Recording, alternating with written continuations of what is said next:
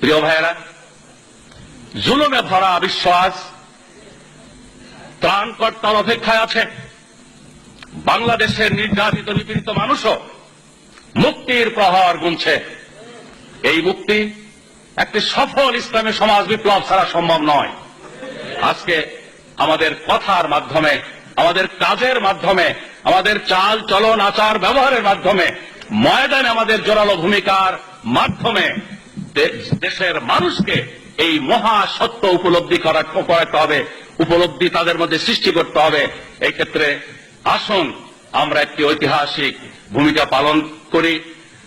আল্লাহ সুবহানাহু ওয়া তাআলার ওয়াদা আছে, একদল মানুষ যোগ্যতার সাথে, সততার সাথে দেশ জাতি সমাজ পরিচালনার যোগ্য বিবেচিত হলে, আল্লাহর দৃষ্টিতে বিবেচিত হলে আল্লাহ তাআলা বিশ্বজোড়া খেলাফত দেবেন।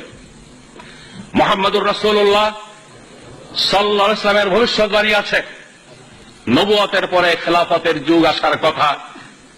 সেই ভবিষ্যৎবাণীর আলোকে নবুয়তের পর খেলাফতের যুগ এসেছিল।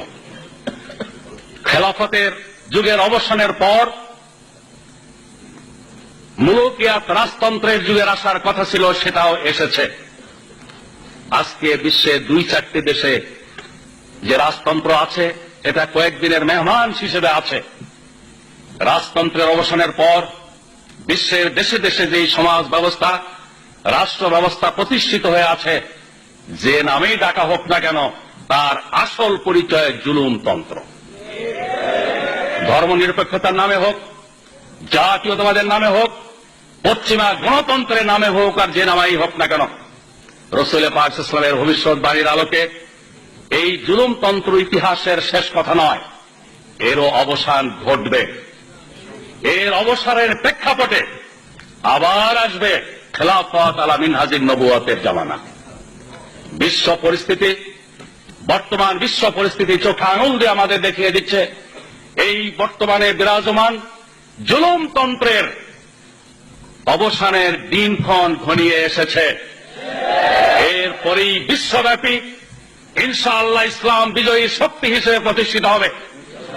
ইসলামী আন্দোলন বিশ্বব্যাপী আজ পরীক্ষা নিরীক্ষার, ইমানের অগ্নি পরীক্ষার একটি স্তর অতিক্রম করছে।